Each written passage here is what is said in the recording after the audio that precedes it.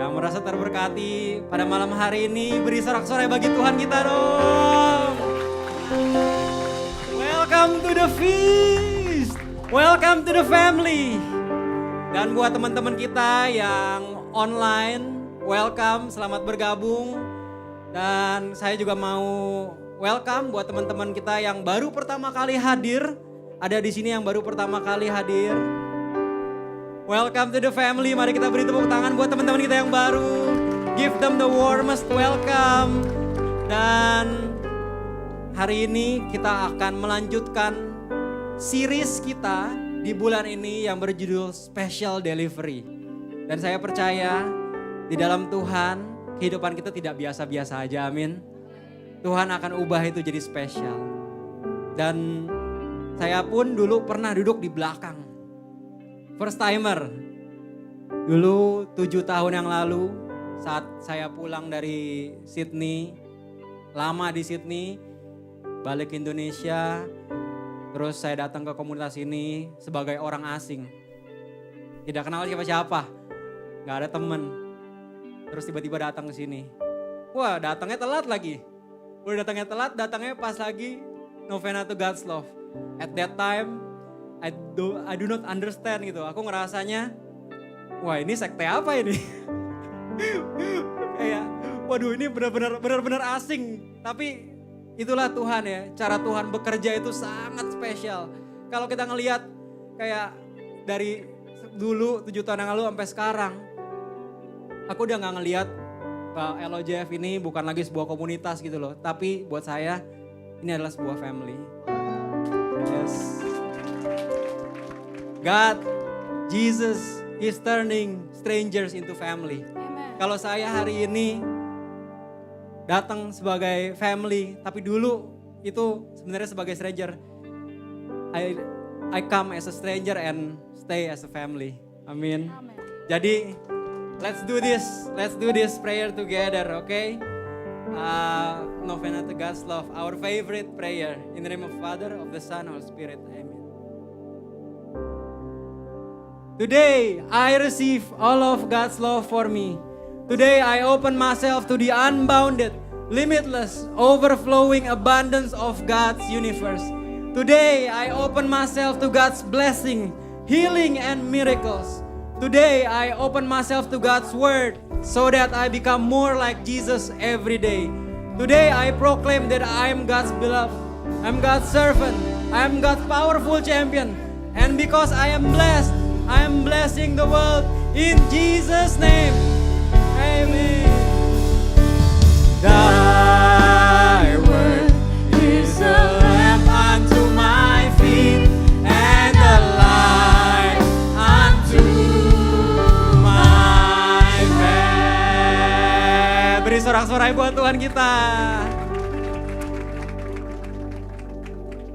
Ayat hari ini sangat spesial. Are you ready guys?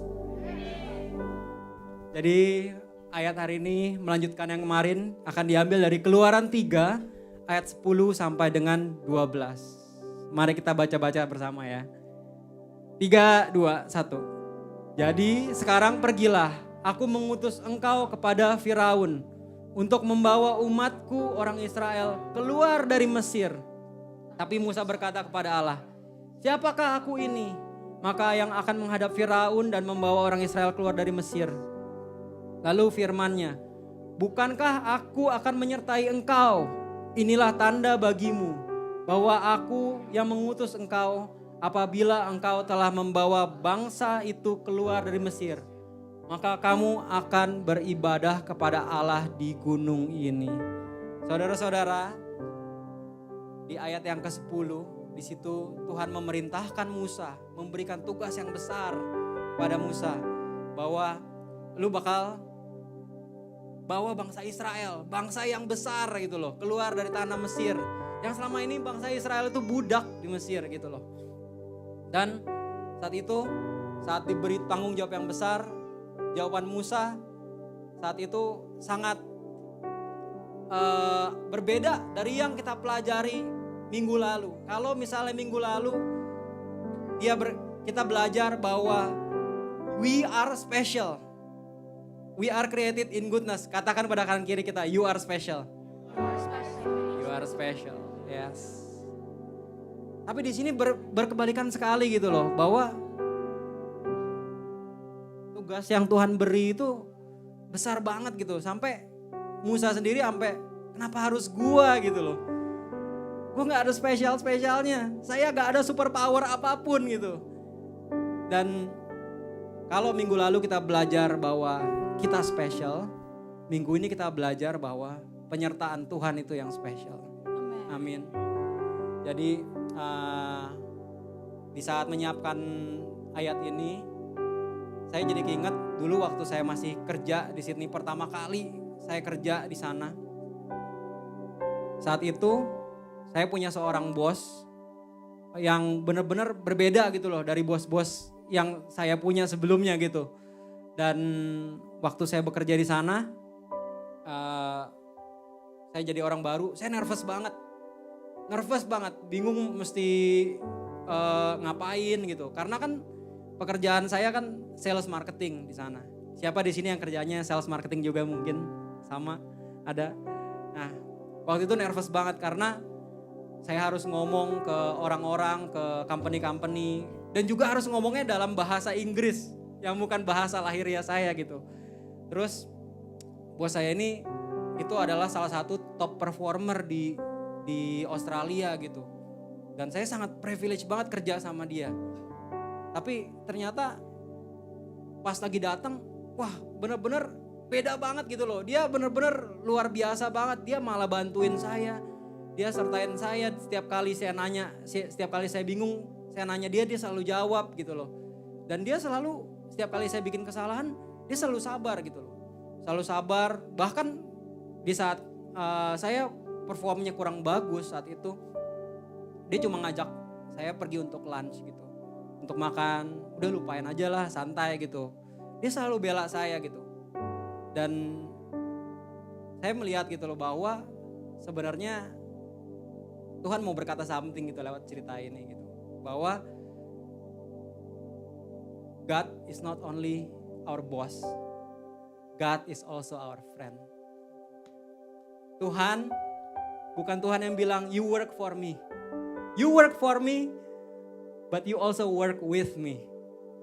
Di saat kita lagi nervous, di saat kita lagi menghadapi tugas-tugas yang besar, tanggung jawab yang besar, segala permasalahan yang di atas kapasitas kita, Tuhan hari ini mau ingetin bahwa God is with me.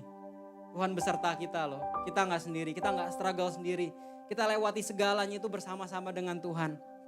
Kalau minggu lalu David minta saya untuk bawa opening sermon pada hari ini, sebenarnya saya merasa nervous gitu.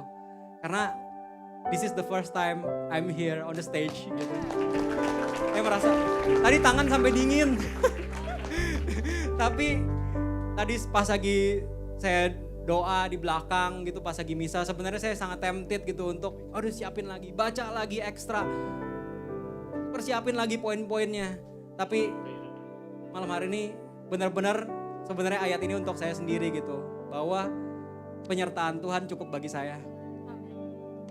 Gak, jadi saya hari ini benar-benar fokus sama udah nyanyi aja, udahlah langsung nikmatin aja the presence of God. Karena aku yakin Tuhan yang kasih aku kesanggupan. Amin. Mari kita satukan hati kita. Mari kita bukan dengan Anak Kristus, Bapa, Putra, Kudus. Amin. Tuhan, terima kasih ya Tuhan, Engkau Allah yang selalu menyertai kami. You're not just our King, you are our friend. Penyertaan-Mu cukup bagiku Tuhan. Tuhan Yesus Kristus, di saat kami harus menghadapi segala tantangan hidup kami yang melebihi kapasitas kami ya Tuhan. Segala tantangan hidup kami yang jauh di atas kemampuan kami ya Tuhan. Kami percaya ya Tuhan, Your favor, Your goodness, Your kindness, Your grace is enough for me. Jesus, malam hari ini kami mau bawa hati kami ya Tuhan untuk lebih dekat kepadamu. Untuk lebih melekat kepadamu ya Tuhan Yesus Kristus. Dan terus menjadi sahabat-Mu ya Tuhan Yesus Kristus. Dalam nama-Mu ya Tuhan, kami tidak akan berhenti bersyukur. Amin.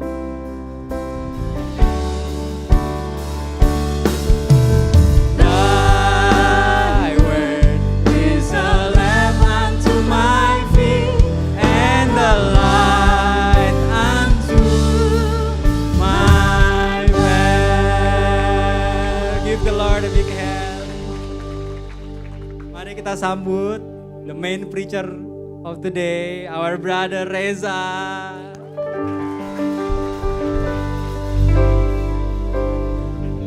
Boleh kasih tepuk tangan sekali lagi yang terberkati oleh kesaksian Reinhard. Boleh duduk silakan. Saya sangat bersyukur 2 minggu terakhir ini kita bisa ngelihat bagaimana Tuhan bekerja membangkitkan pelayan-pelayannya di komunitas ini. Minggu lalu kita lihat seorang dokter dan minggu ini kita ngelihat seorang sales di sini. Gayanya berbeda tapi sama-sama memberkati ya. Yang satu good teacher, yang satu good storyteller. Saya sungguh terberkati ngelihat bagaimana Tuhan memakai mereka. Nah, bicara tentang tema hari ini dan mendengar kesaksian Rainer tadi, merenungkan juga gimana rasanya kalau ada di posisi Musa, kalau ada di situasi seperti tadi, saya seperti diingatkan, sebelum dan sesudah kenal Tuhan, ternyata ada sesuatu yang gak berubah dalam hidup saya. Gak berubah, sebelum dan sesudah sama, bahwa ada kalanya di waktu-waktu tertentu di hidup kita ngadepin sesuatu yang tadi Ray udah cerita, unexpected. Dan sepertinya di luar kapasitas kita. Sebelum kenal Tuhan, sesudah kenal Tuhan, sama-sama ngalamin yang kayak gitu. Jadi bukan berarti kalau udah kenal Tuhan, hidup itu seperti gak ada kejutan, semua tertata rapi, sehat terus, rezeki lancar terus. Kagak. Yang namanya hal yang tak terduga, yang di luar kapasitas kita, itu tetap ada. Dan bentuknya bisa macam-macam. Ada yang mungkin bisa berkepanjangan, mungkin ada teman-teman di sini yang jadi sandwich generation, tiba-tiba harus take care orang tuanya karena mungkin sakit atau mungkin mengalami masalah finansial tertentu atau short time di kantor. Ada project besar tiba-tiba harus diurus dan itu serasa di luar kapasitas. Atau tiba-tiba menyadari relasi Anda dengan anak Anda atau dengan pasangan Anda ternyata bermasalah. Dan Anda gak tahu harus benerin dari mana. Ada banyak hal-hal yang tak terduga. Ternyata sebelum kenal Tuhan, sesudah kenal Tuhan, sama-sama. Waktu belum kenal Tuhan, yang namanya kagetan-kagetan itu ada. Sudah kenal Tuhan pun ada. Di hidup teman-teman pun saya yakin pasti pernah ada unexpected situation seperti itu. Tapi ketika direnungkan yang membedakan tuh ternyata apa ya sebelum dan sesudah kenal Tuhan itu. Ternyata dua ini. Result dan baca sama-sama proses. Nah, result bukan berarti setelah kenal Tuhan hasilnya bagus terus, sukses. Enggak. Result di sini adalah bagaimana kita keluar dari situasi yang tak terduga itu, setelah situasi itu mungkin berakhir atau kalau misalnya yang jangka panjang, dari tadinya kaget lama-lama kan jadi biasa ya. Mungkin kita harus ngurus anggota keluarga yang sakit 1-2 minggu adjustment tapi lama-lama kita terbiasa. Atau kalau misalnya yang short time setelah proyeknya selesai keluarnya gimana? Nah, resultnya itu ke diri kitanya jadi seperti apa? Karena dulu sebelum kenal Tuhan, resultnya ke diri saya, setelah prosesnya, setelah kejadiannya berakhir, kalau sukses, hasilnya di mata dunia bagus, seringkali bikin saya jadi sombong. Wih, sudah melalui asam garam nih. Ada orang yang gitu, langsung belak-belakan. Aku tuh lebih pengalaman loh di kantor ini gitu. Tapi ada juga yang sombongnya tuh sombong yang manis istilahnya. Sombong terselubung. Jadi di luaran itu kesannya gak sombong. Malah mau berbagi kadang mungkin kesaksiannya luar biasa diundang ke motivational talk. Oh dulu mulai dari nol kesannya berbagi tapi di dalam hati I am better dari orang-orang ini. Aku lebih banyak pengalaman. Terlepas dari gimana kelihatannya, tapi kalau di hati sini yang ada itu cuman masalah me and me and me and gak ada Tuhan di situ, that's count sebagai sombong sebenarnya. Atau kadang ketika gagal, saya bisa jadi orang yang terus nyalahin diri sendiri, kenapa proyek ini gagal. Atau ada kalanya saya jadi yang kerjaan tuh nyalahin orang lain. Atau gagal yang manis, sekali lagi ada versi gagal yang manis tapi kata dunia. Oh enggak apa-apa, kegagalan kesuksesan yang tertunda. Gaya motivator. Cuman ketika di project berikutnya kita jadi nuntut diri kita dan orang di sekeliling kita secara berlebihan. Karena gagal yang dulu, gue harus buktiin diri. Ini kan pelajaran yang tertunda, saatnya praktekkan pelajaran ini lagi. Makanya yang namanya talk motivator, sebagus apapun kelihatannya, tetap cross check sama firman ya Oji ya, bener kan? Karena motivational talk itu enggak semuanya sejalan dengan firman. Sebagus apapun. Nah itu saya dulu sebelum. Dan prosesnya, hasilnya kadang bisa baik, tapi sampai deadline reportnya itu kelar, sampai anggota keluarga kita keluar dari rumah sakit. Gimana prosesnya? Berapa banyak orang kena gigit ya? Karena kadang kalau lagi ada situasi tak terduga itu orang tuh jadi senggol bacok mode on gitu ya. Berapa yang kena gigit? Atau kebalikan nih, kan gak semuanya tipe yang galak dominan. Berapa orang kita repotin ya? Kadang karena ini terlalu berat akhirnya kita malas. Atau seadanya aja. Terus kita jadi clumsy, lepotin orang. Berapa banyak orang repot gara-gara kita sampai itu. Proyek selesai. The result and the process. Beda sebelum kenal Tuhan dan sesudah kenal Tuhan. Sebelum kenal Tuhan, kenapa kita bisa kayak begitu ya? Gak tahu sih kalau teman-teman, kalau saya dulu sebelum kenal Tuhan, kalau ngadepin sesuatu yang unexpected itu, pasti deh ada bumbu-bumbu yang kayak gitu. Entah ngerepotin orang, entah nyakitin orang, entah keluarnya jadi sombong, atau keluarnya ngerasa gagal. Karena kita ngalamin ini waktu belum kenal Tuhan. Burn out. Pernah dengar istilah burn out? Siapa yang pernah ngalamin burn out? Banyak. Apa sih burn out itu? Kenapa istilahnya burn out? Nah, kita belajar biologi dasar dikit. Menariknya, tubuh manusia ini sama mesin itu ada kemiripan.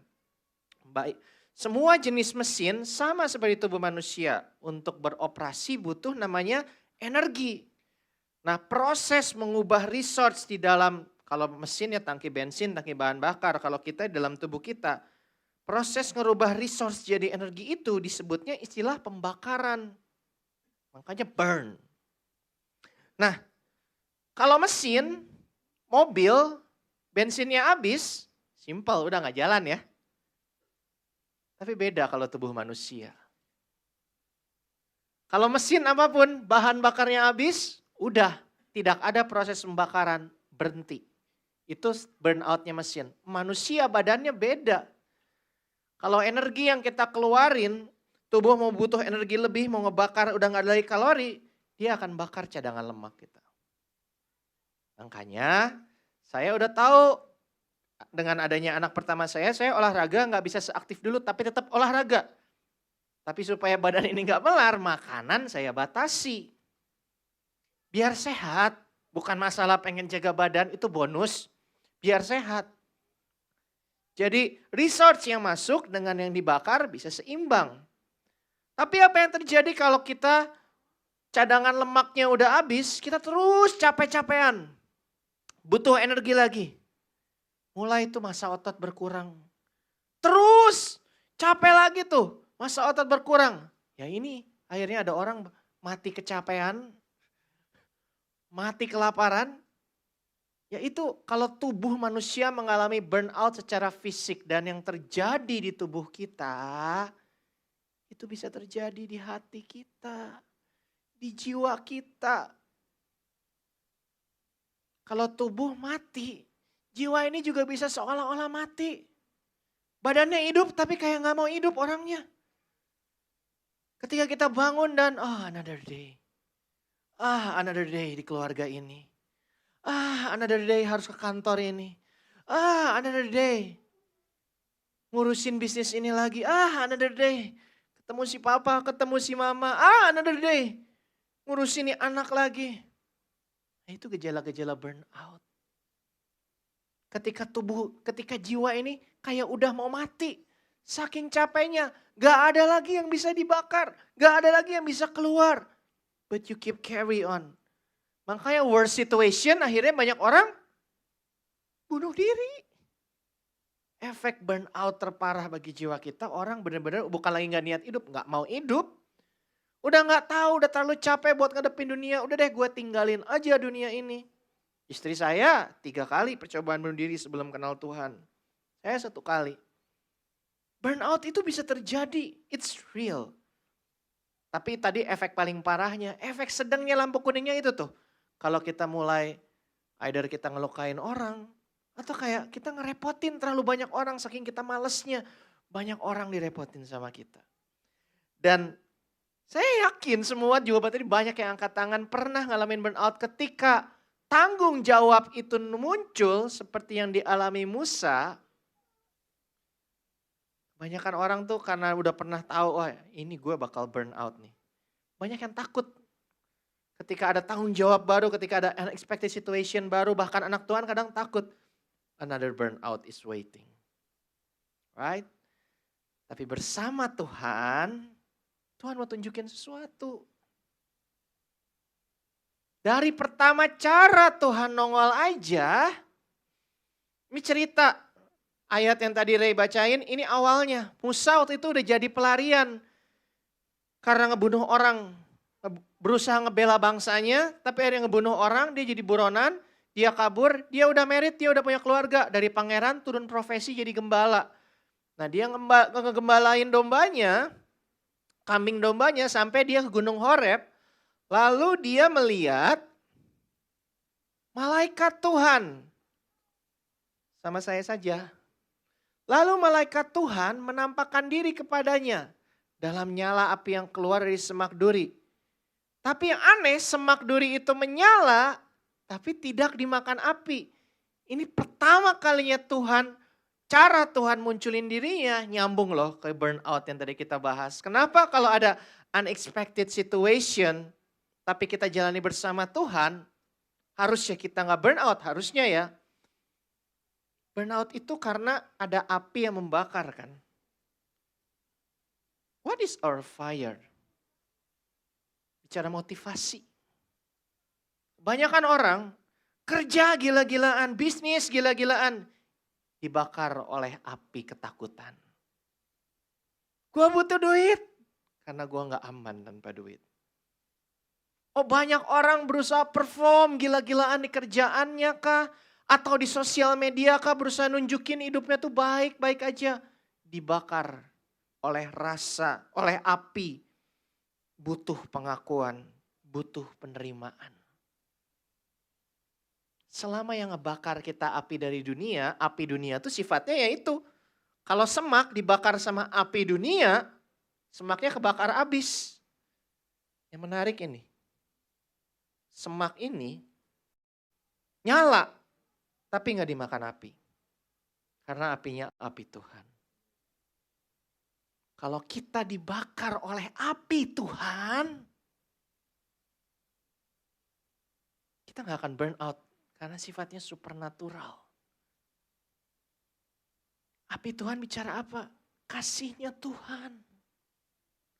Kalau yang jadi motivasi kita untuk bekerja, untuk take care orang tua, untuk handle suatu project, untuk melayani, motivasinya adalah kasih, api dari kasih Tuhan, kita gak akan burn out. You just need to receive. Sebelum kerjaannya beres, sebelum terima gaji, sebelum bayarannya cair, kita udah punya rasa aman karena Tuhan pelihara kita. Sebelum kita lihat berapa banyak orang nge-like kita pagi-pagi di Instagram, Buka mata kita udah tahu. Yang punya surga sayang banget menerima aku apa adanya. Aku gak cari pengakuan dunia. Dan aku bisa dengan objektif ngelakuin kerjaanku. Sesuai tuntunan dia. What is your fire? Dari cara Tuhan memunculkan dirinya ke Musa. Dia pengen bilang. Dia pengen jadi apimu. Jadi sumber apimu, jadi motivasimu. Dan luar biasanya, api itu kan butuh bensin. Tuhan bukan cuma mau sediain apinya, Tuhan mau sediain bensinnya juga. Makanya semaknya gak kebakar-kebakar. Kita bicara tentang motivasi yang tadi aku bilang. Tuhan bukan cuma mau suruh kita ngelakuin ini, ngelakuin itu, ngelakuin ini, ngelakuin itu. Tapi apa yang selama ini jadi motivasi kita untuk bekerja, untuk urus keluarga, bahkan untuk melayani, untuk punya sosial media. Tuhan mau provide itu dulu di hati kita. Tuhan mau isi hati kita dengan apinya. Ada kasih Tuhan, ada rasa aman, ada rasa damai, ada rasa diterima, ada rasa dikasihi. It's full sampai overflow. Sehingga kita bekerja, sehingga kita ngurus orang tua, sehingga kita ngurus anak, sehingga kita menjalin relasi dengan suami, dengan istri, dengan pasangan, dengan keluarga. Bukan lagi buat cari penerimaan, pengakuan atau rasa aman. We already full, safe and secure with our God. Dan dari relasi itu ada sesuatu yang overflow keluar. That's the fire of God. Dan itu hanya bisa didapat kalau kita mau bangun hubungan yang intim dan personal sama Tuhan. Sebelum kita bilang life is hard. Ini saya sih ngomong ke diri saya sendiri. Setiap kali refleksi ketika saya tergoda buat bilang life is hard. How hard are you pray? Saya tanya ke diri saya sendiri. Bukan masalah doa formalitas Tuhan sertai aku. Tapi benar-benar doa dari hati berseru punya hubungan yang intim sama Tuhan. Sampai kita tuh sadar dia pribadi yang nyata, bukan konsep jauh di sana tapi ada di sini. Sampai kita bisa merasakan dia menyentuh hati kita, memberikan rasa aman, damai dan sejahtera. Tuhan mulai dari sini, dikasih api dulu. In overwhelming situation, dia kasih kita api dulu. Tapi Tuhan gak berhenti di situ. Ini kan bicara motivasi ya, api cinta. Motivasinya kasih. Motivasinya benar, jalanin yang gak benar, hasilnya belum tentu benar.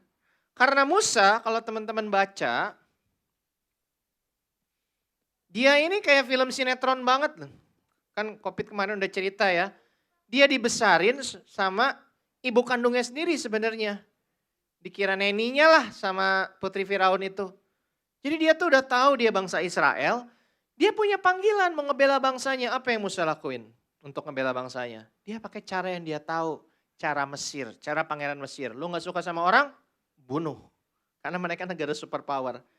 Gak berhasil, akhirnya jadi buronan. Dia kan menolongin bangsanya ya. Motivasinya bener ya. Tapi pakai caranya bunuh. Akhirnya jadi buronan. Yang pertama, kalau kita menghadapi situasi yang overwhelming, start with motivation.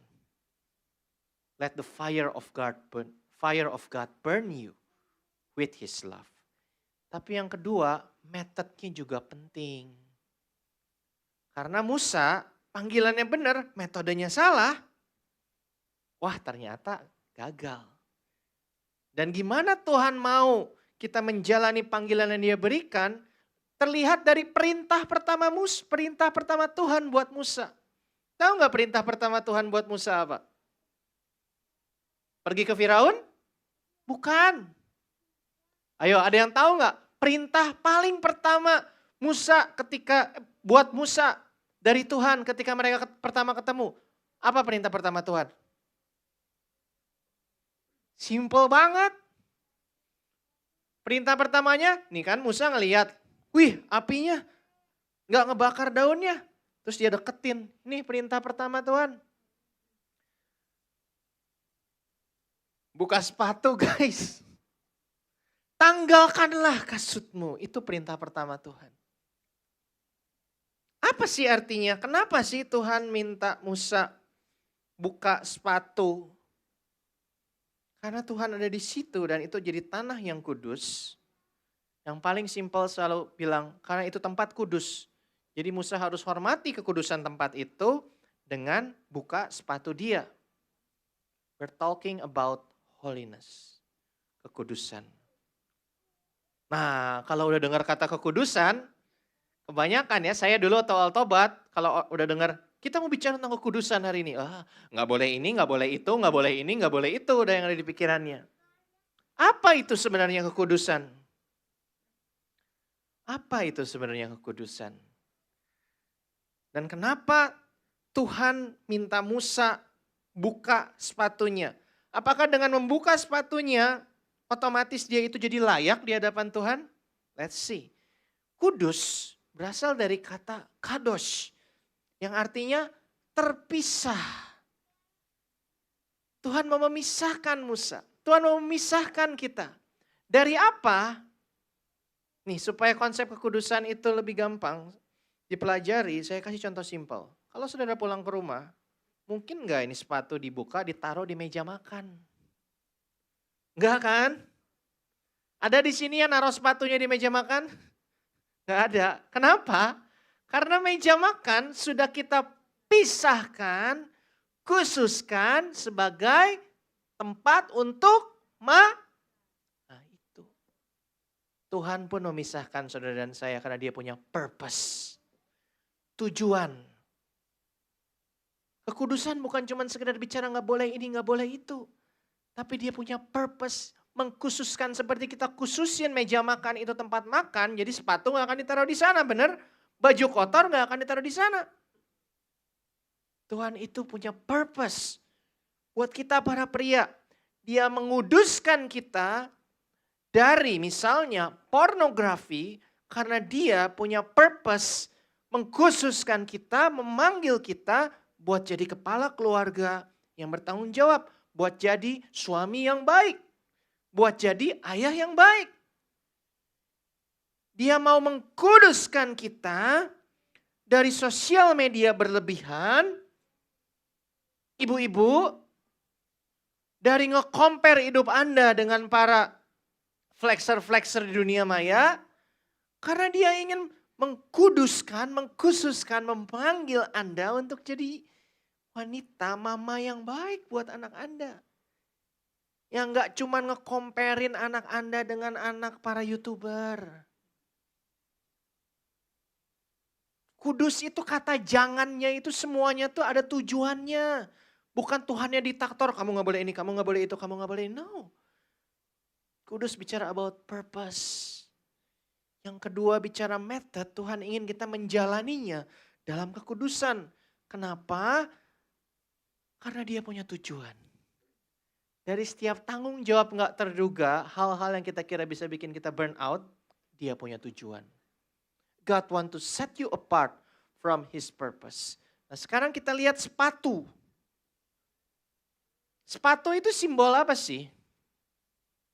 Di zaman dulu kasut itu adalah untuk melindungi kaki kita. Buat yang udah pernah ke Holy Land, itu gunung kagak enak kayak begini lantainya. Batu semua tajam. Buka sepatu, berdiri lama-lama, berdarah kaki kita bisa-bisa. Sepatu bicara kasut zaman dulu dipakai sebagai perlindungan. Itu untuk melindungi kaki kita ketika kita berjalan menuju suatu tujuan kita. It's our protection. Di dalam hal-hal berat yang kita hadapi dalam kehidupan kita, kalau saya dulu sebelum kenal Tuhan, udah punya 1001 cara. And it didn't go well. Ketika saya tiba-tiba kena utang gede gara-gara ketipu, cara saya adalah jadi bandar judi. Metode dunia, cari duit cepet. Itu sepatu saya dulu. Cara kita, kadang kita itu kegoda. Kalau ada tanggung jawab yang berat, kita carinya shortcut. Dapat anak mendadak di luar rencana. Oh, gak mau pusing udah, nanti anaknya lahir. Sewa babysitter aja, yang gedein babysitter sepenuhnya. Oh, butuh pengeluaran lebih, cari duit, Cari duit lebih, susah. Udah ikut ini aja nih, investasi baru. Kena Ponzi lagi taunya. Dunia itu selalu ngajarin cari jalan cepat kalau ada tanggung jawab berat. Kena robot forex lagi gitu kan. Cari duit cepat karena ada kebutuhan mendadak. Itu sepatu saya dulu. Saya dulu kelihat utang, saya jadi bandar judi. Utangnya lunas, saya kecanduan narkoba.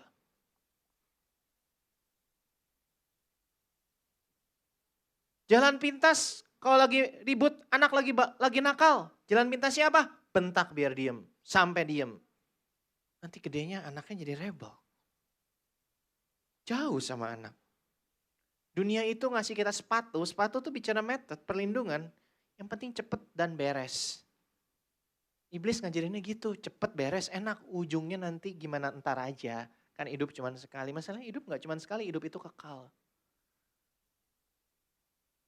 So, what are your shoes?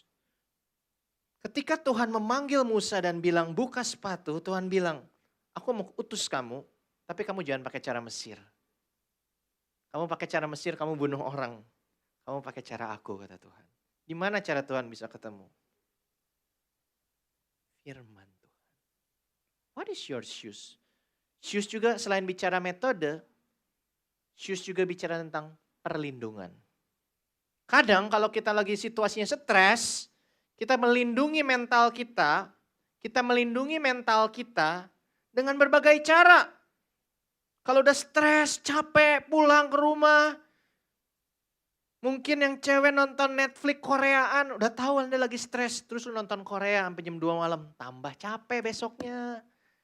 Yang cowok-cowok kadang-kadang yang single, udah di kamar stres, pulang kerja di kos sendirian, nggak tahu mau ngapain, pornografi. Kalau saya dulu zat adiktif terutama, minum, stres, minum, obat. Untuk melindungi kewarasan kita katanya. Jadi kalau ada orang ngomong, Res jangan minum-minum. Yang mati gara-gara kanker liver sama mati bunuh diri gara-gara stres, banyakan yang mati bunuh diri, minum. Saya jawabnya dulu gitu. 1 dari 10 lah, kalau ternyata gue satunya gimana? It's not a good way. Shoes. Tuhan bilang, kalau kamu mau jalan sama aku, take out your shoes. Kamu gak perlu melindungi hati dan kewarasan kamu dengan cara seperti itu lagi. Karena Tuhan bilang, I will be your defender. You don't need to defend yourself that way. I will be your defender. You don't need to manipulate your way into a blessing. I will be your provider, kata Tuhan. Makanya Tuhan bilang ke Musa, buka itu sepatu. Tuhan bilang, jalan dalam kekudusan. Aku punya purpose buat kamu. Tuhan punya purpose buat kita. Tuhan bilang, jalan sesuai kebenaran firman-Nya. Gali, renungkan, dibaca. Bukan cuma diapalin, dibaca, direnungkan, diulang sampai kita menemukan apa yang Tuhan mau sampaikan ke kita melalui firman-Nya. Ini sumber kekuatan kalau lagi menghadapi unexpected situation. Dibaca bersama Roh Kudus, direnungkan. Jalan dalam kekudusan. Tuhan yang akan jadi provider kita. Tuhan yang akan memberikan kita kelegaan.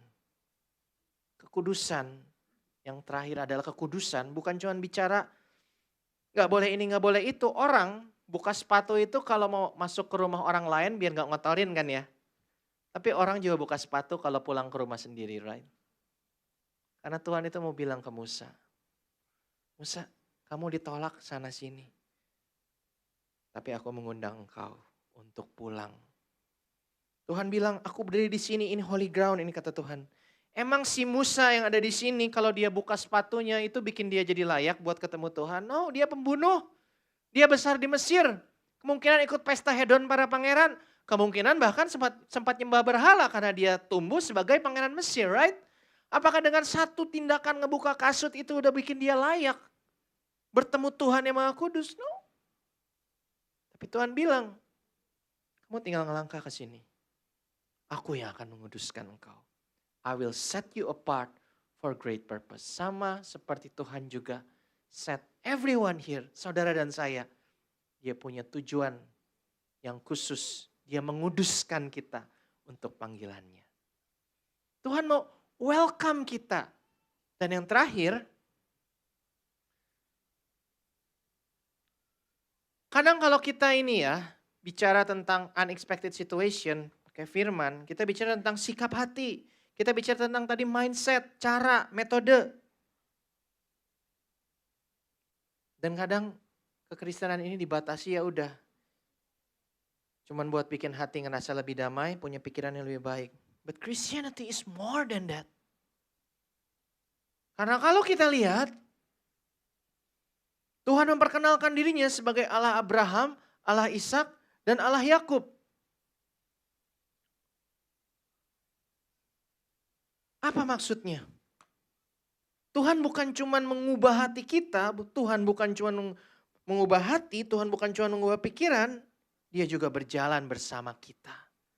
Ada campur tangan nyata. Buat Tuhan, minta tambahan waktu 5 menit ya. Ada campur tangan nyata dari Tuhan dalam kehidupan orang-orang yang menaati panggilannya. Minta tambahan waktu 5 menit ya. Karena kalau kita lihat percakapan Musa dengan Tuhan, nanti saudara bisa baca sendiri. Musa itu sama Tuhan bilang enggak itu 5 kali. Tapi kalau kita lihat, ya, kalau kita lihat pakai logika kita, ini Musa ini orang yang paling cocok buat tugas ini. Dia jadi gembala 40 tahun, dia tahu gimana ngurus orang Israel, ya perlakuin aja kayak domba gitu kan. Minimal udah tahu cara ngurus kawanan banyak itu gimana. Dia itu udah paham betul tata krama istana Mesir. Dia paling jago buat komunikasi. Tuhan itu udah persiapin Musa. Musa itu kalau kita lihat, baca, oh ini orang yang tepat. Tapi kita lihat, ketika 5 kali Musa berkata enggak, Tuhan gak bilang, tenang Musa tenang. Kan lu udah pernah tuh ngomong sama Firaun, tenang bro tenang kata Tuhan misalnya. Kan lu udah pernah tuh jadi gembala, Tuhan gak bilang your experience, Tuhan gak bilang your knowledge, Tuhan gak bilang kemampuanmu berbahasa. Yang Tuhan bilang adalah, aku Allah Abraham, aku Allah Ishak, aku Allah Yakub. Maksudnya apa? Musa ini kan di situ sudah tahu dia orang Israel, dia tahu cerita Abraham, Ishak dan Yakub. Seperti aku menyertai Abraham, seperti aku menyertai Ishak, seperti aku menyertai Yakub, aku pun akan menyertai engkau. Dan kalau semua orang Israel itu ingat cerita bapak leluhur mereka. Kalau kita lihat storynya Abraham, Ishak, Yakub, bukan bicara tentang orang yang punya mindset yang bagus dan hati yang bagus aja. Bukan cuma sekedar bicara good motivational story aja. There are supernatural intervention dari Tuhan dalam kehidupan mereka. Ini yang orang Kristen itu kadang-kadang bilang, itu kan dulu, itu bukan buat aku. Tuhan kita itu sama. Apa yang dia lakuin pada nabi-nabi perjanjian lama, pada rasul-rasul di perjanjian baru, pada hamba-hamba Tuhan, dia juga bisa lakukan itu di dalam hidup kita. 5 kali Musa bilang aku gak bisa, aku gak bisa, aku gak bisa. Tuhan gak pernah bilang pengalamanmu. Tuhan gak pernah bahas Musa knowledge-mu. Tuhan bilang aku akan ngelakuin ini, aku akan ngelakuin itu. Karena ketika bicara tentang panggilan Tuhan, it's not because who you are. It's because who He is. Tuhan panggil kita untuk menghadapi sesuatu yang berat. Bukan karena siapa kita, tapi karena siapa Dia. Dan siapakah Dia? Siapakah Tuhan?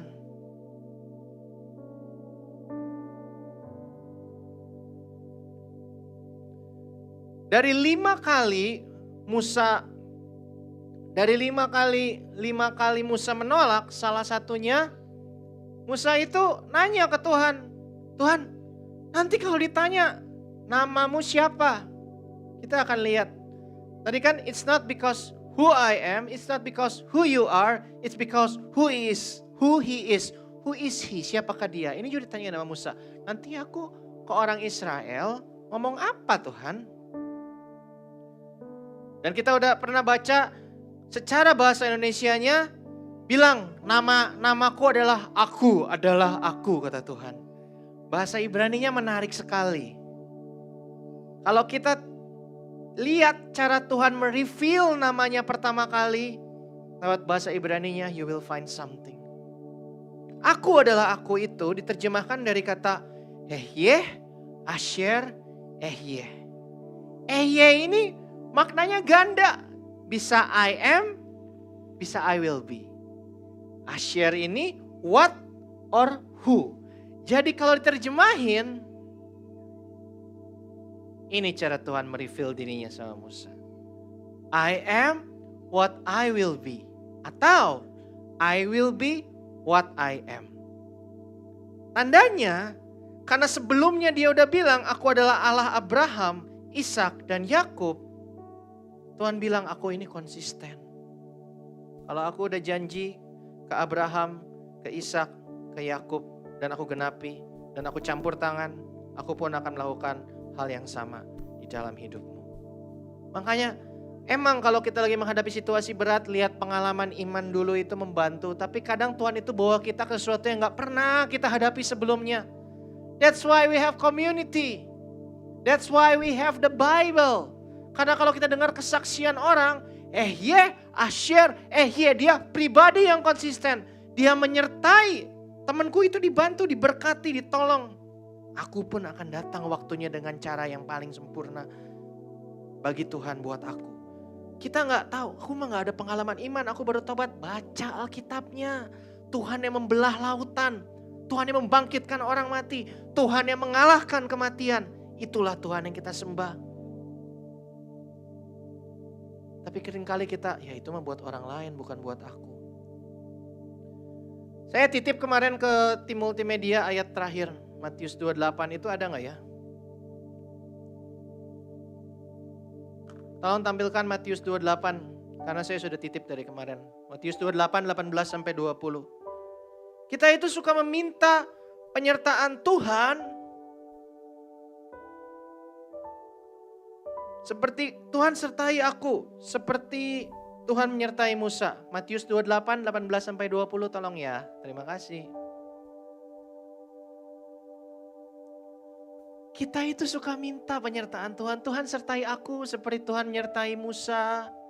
Seperti Tuhan menyertai Rasul Paulus. Kan Tuhan udah janji akan menyertai. Tapi ayatnya itu kalau nggak bisa ditampilin, buka HP masing-masing. Buka Matius 28 ayat 18 sampai 20. Oji ketawa aja nih. Karena ini intinya iman kita ya Oji. Orang itu cuma fokus di ayat 20-nya aja. Sampai akhir zaman aku serta engkau. Baca dari awal. Tuhan yang sama yang mengutus Musa, dia bicara pada satu Musa. 2000 tahun kemudian dia bicara pada sekitar 500 orang yang menyaksikan dia terangkat ke surga. Sampai akhir zaman aku sertamu itu diawali, pergilah jadikan semua bangsa muridku. Bisa ditampilkan?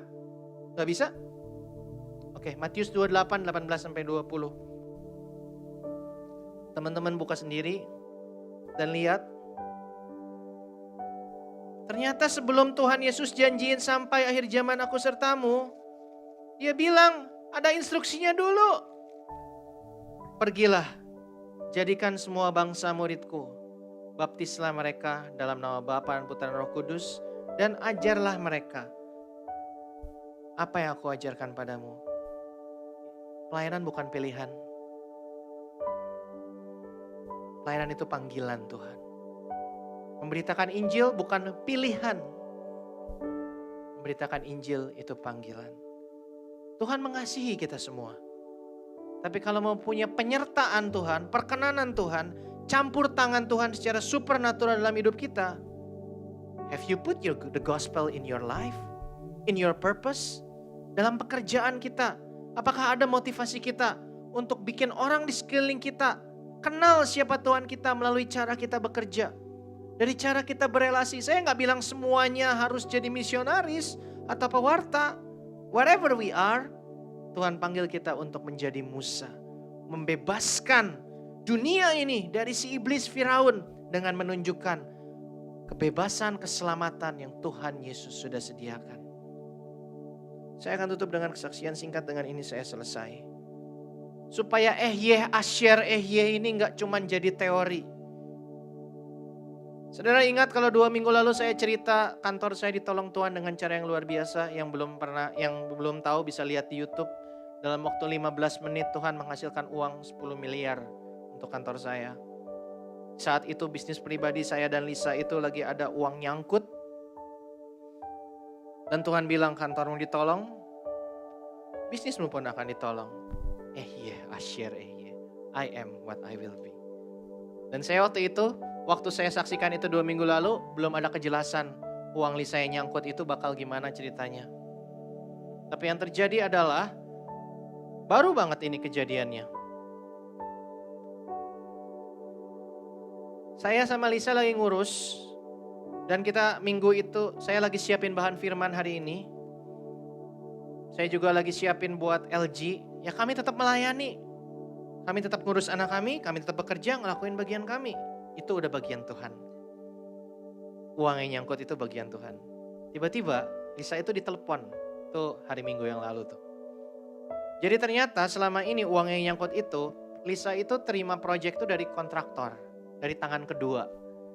Tangan kedua itu selalu bilang customernya belum bayar, dan dia selalu bilang customernya ini gak pernah mau dia ngasih kontaknya ke Lisa, kita gak bisa kontak. Jadi ini selalu tangan kedua langsung. Ini tiba-tiba customer langsungnya telepon Lisa.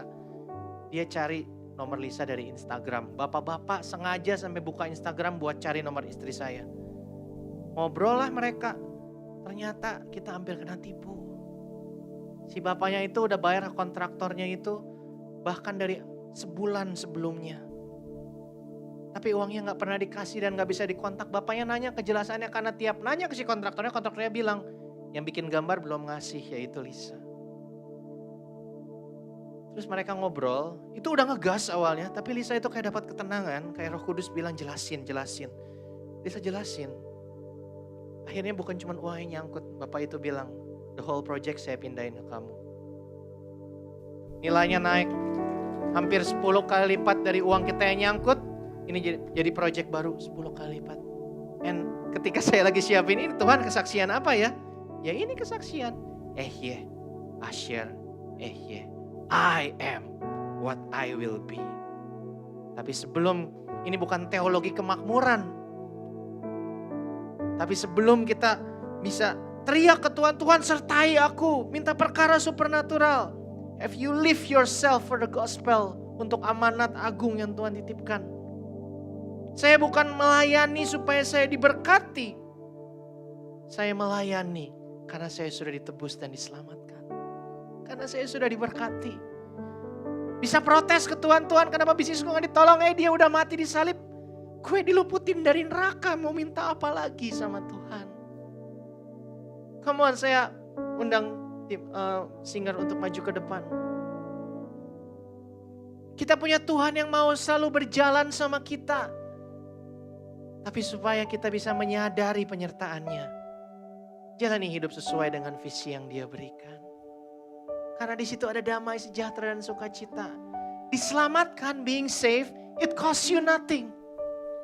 Tuhan Yesus sudah bayar harganya.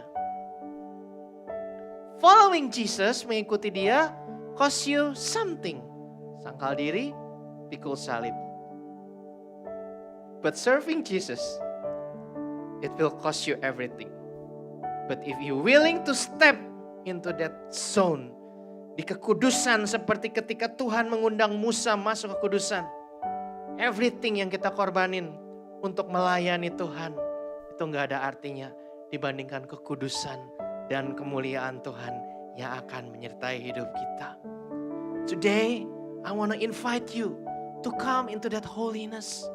If you know God is knocking at your door, ke hatimu, bangkitlah berdiri. Mari kita tundukkan kepala kita renungkan baik-baik. Sejauh apa Tuhan sudah membawa Anda sampai ke sini? Anda akan tahu, Tuhan gak pernah ninggalin Anda. Pertanyaannya, maukah kita terus berjalan bersama Dia? Mari kita jadikan lagu ini sebagai lagu untuk merenungkan penyertaan Tuhan dalam hidup kita.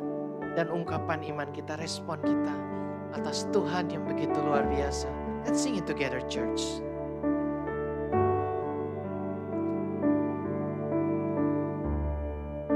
Takkan pernah ada kasih di dunia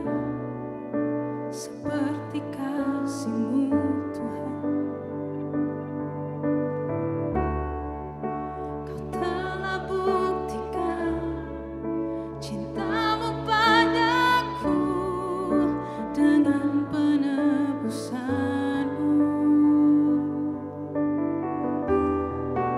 Jauh di lubuk hatiku, ingin ku katakan, kau selalu ada dalam hatiku, menemani hidupku, memujimu, menyembahmu selamanya. Itulah yang ku rindu.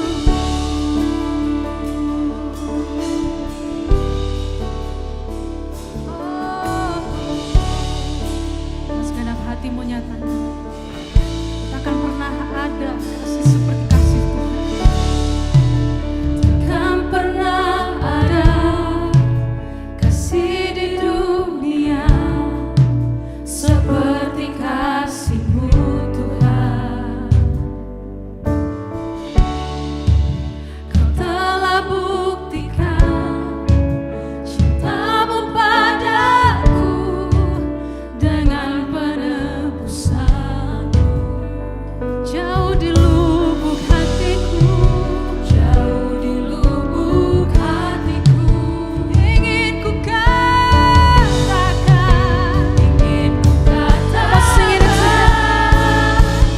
kau selalu ada dalam hatiku, menemani hidupku, memujimu, menyembahmu selamanya. Itulah yang ku rindu. Kau selalu ada dalam hatiku, menemani hidupku, memujimu, menyembahmu selamanya. Itulah yang ku rindu. Mari kita ambil waktu sejenak. Letakkan tangan kanan kita di dada. Kita lihat sejauh apa Tuhan sudah membawa kita. Mungkin di depan saudara saat ini ada suatu overwhelming situation, overwhelming calling. Mungkin Anda seperti Musa. Anda ada di hadapan sesuatu yang Anda rasa nggak akan bisa Anda hadapi dengan kekuatan Anda sendiri. Tapi Tuhan memang berkata, aku nggak kirim kalian ke sana untuk hadapi dengan kekuatan sendiri. I will be with you. I am what I am. Eshe, Ehye, Asher, Ehye. He will be what he is. Allah yang menyertai. Lihat perjalanan Anda dari pertama kenal Tuhan sampai ke sini. Begitu banyak mujizat yang sudah Dia lakukan. Buat Anda yang gak pernah ngalamin mujizat, ingat setiap kesaksian, setiap cerita yang pernah Anda dengar. Hari ini Tuhan berkata, yang aku lakuin sama anak-anakku yang lain, aku juga mau lakuin sama kamu. Aku mengasihimu. But I want you to follow my purpose, kata Tuhan. Because my purpose, kata Tuhan, adalah yang terbaik bagimu karena aku Allah yang baik. If you know today, God is calling you once again to His purpose, to His mission. Angkatlah tanganmu. Let's pray together. Tuhan, pour out your love. Pour out your fire, Lord. Curahkan api yang baru dalam hati kami. Pour out your wisdom, Lord. Curahkan hikmat supaya kami bisa menemukan apa panggilan-Mu dalam kehidupan kami. Curahkan api itu. Curahkan kasih itu. Fill our heart with your love. Fill our heart with new fire. Fill our heart with Holy Spirit. Kami mau mengangkat tangan kami. Kami serukan Tuhan. Kami memanggil nama-Mu. Kami perkatakan, kami percaya Kau gak pernah meninggalkan kami. Kau selalu berjalan bersama kami. Kau ada di dalam hati kami. Kau ada di dalam hati kami. Mengalirkan air kehidupan yang baru dalam setiap aspek kehidupan kami. And now we believe. And now we receive. And now we will sing with our heart and scream.